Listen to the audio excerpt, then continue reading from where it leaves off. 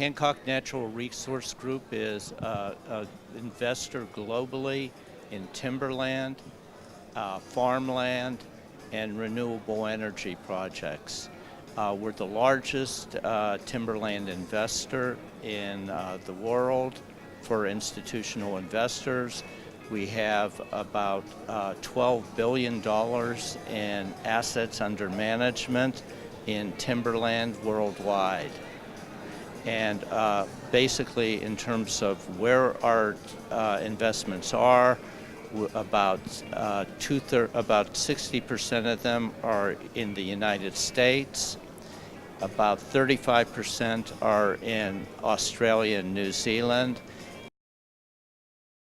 Some basic advantages of investments in forest land is that it provides returns on the appreciation of the properties, and involved in that appreciation of the properties is the biological growth of the trees.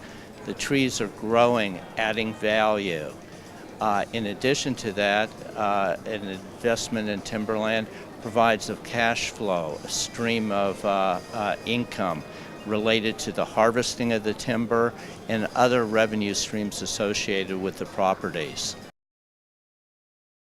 Some of the risks that are associated with timberland are probably the most important are market related. So some of the markets for timber products, particularly lumber and panels, are related to construction markets, which tend to have a degree of cyclicality to them. On the other hand, other product areas such as pulp and paper are more stable and relate to basic consumption patterns and also grow with the growth in population. In terms of returns, we've been in operation since 1985, and the average return since the inception of our company across all of our assets has been about 12.5%.